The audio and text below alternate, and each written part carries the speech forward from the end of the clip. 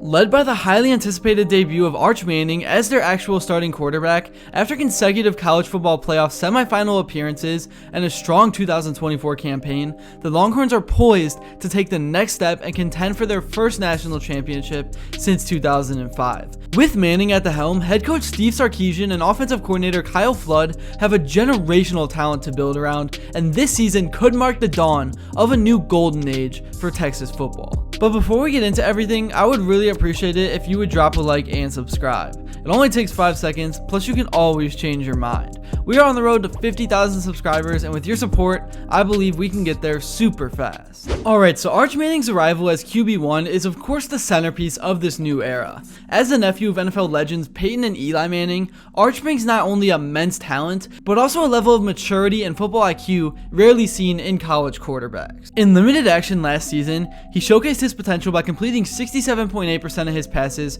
for 939 yards, 9 touchdowns, and just 2 interceptions. He also added 4 rushing touchdowns to his totals, really showing that he has that deep threat ability that some of the greatest QBs in the game have. His deep ball accuracy, poise under pressure, and ability to extend plays with his legs make him an ideal fit for this offense, which emphasizes precision passing and creative play design. Manning's patience in waiting behind Quin Ewers for 2 seasons has also allowed him to fully grasp the complexities of the system, and I do think that's going to set him up for immediate success. The offensive scheme under Sarkisian and Flood is tailor-made for a quarterback of Manning's caliber. They're kind of like known for their ability to develop quarterbacks and craft explosive offenses. Sarkisian and Flood have built a unit that thrives on balance and versatility, as the Longhorns averaged 443.9 total yards per game last season, ranking 21st nationally with a passing attack that was super aggressive at 278.5 yards per game, which was 17th in the nation. With Manning now stepping into the lead role, this offense has the potential to reach even greater heights,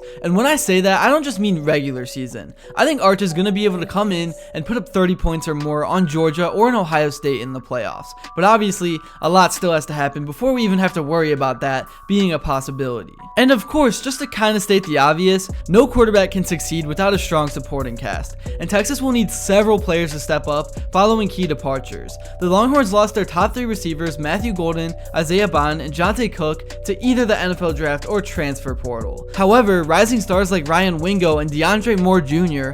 are expected to take on larger roles. Wingo's size and athleticism makes him a prime candidate to be Manning's go-to target, while Moore's speed adds a bit more of a dynamic element to the passing game. And additionally, Texas has brought in several highly touted recruits at wide receiver, who could make an immediate impact if things go according to plan. And then to talk about the offensive line a bit, the O-line is another area undergoing significant change. 4 starters from last season are gone, leaving Devin Campbell as the lone returning starter on an otherwise inexperienced unit.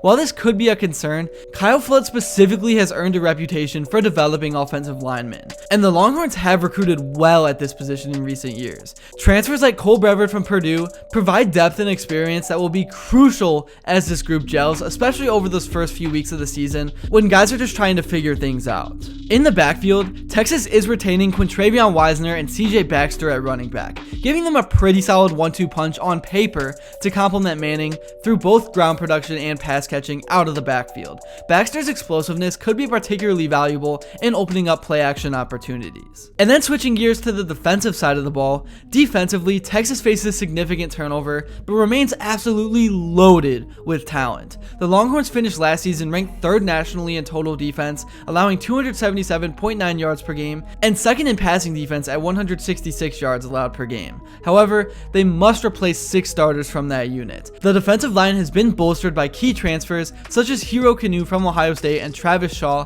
from North Carolina. Kanu brings championship experience from his time with the Buckeyes and adds much needed depth to the interior line that lost multiple guys. At linebacker, Anthony Hill Jr., who emerged as one of the team's defensive leaders last season, will anchor the unit alongside Brad Spence, a transfer from Arkansas, and rising star Colin Simmons on the edge. The secondary will rely heavily on Malik Muhammad and Jalen Golbeyu to step into starting roles after losing Thorpe Award winner Jahdae Barron.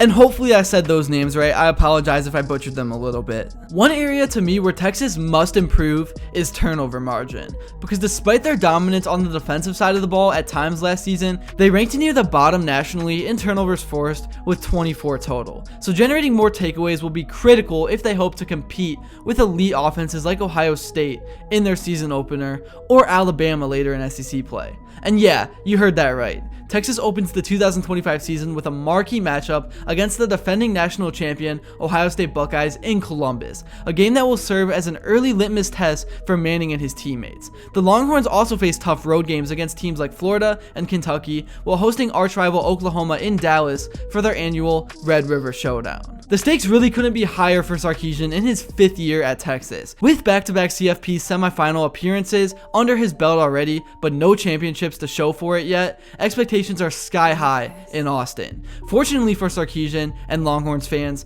this roster appears more than capable of meeting those expectations. It's all about execution on the biggest stage. In addition to returning talent like Hill, Simmons, Wisner, and a few other guys, Texas boasts one of the nation's top recruiting classes heading into 2025, as I've kind of already mentioned. Players like Jonah Williams and Elijah Barnes should bring immediate impact potential on defense while adding depth across key positions. Ultimately, I think the reality of things that we all know is that this season will hinge on how quickly Manning can accumulate to being that guy under center, and whether his supporting cast can rise to meet the moment alongside him. If everything clicks, from offensive line cohesion to defensive playmaking, Texas has all the pieces needed not to just compete, but to win it all. So what do you guys think? Is this finally the year for Texas? Let me know your thoughts in the comments below. That's really all I have to say for this video. Thank you all so much if you made it to this point, and if you enjoyed and haven't yet, please be sure to drop a like and subscribe, because your support truly does mean the world. And also, let me know what you would like to see next, and until then, I will see you all later. Texas has a lot of things going on. This is at the very top of them. Danny Cannell is joining us, one of our college football experts. I thought he was going to stay in college. I thought it was a good idea. I still think it's a good idea.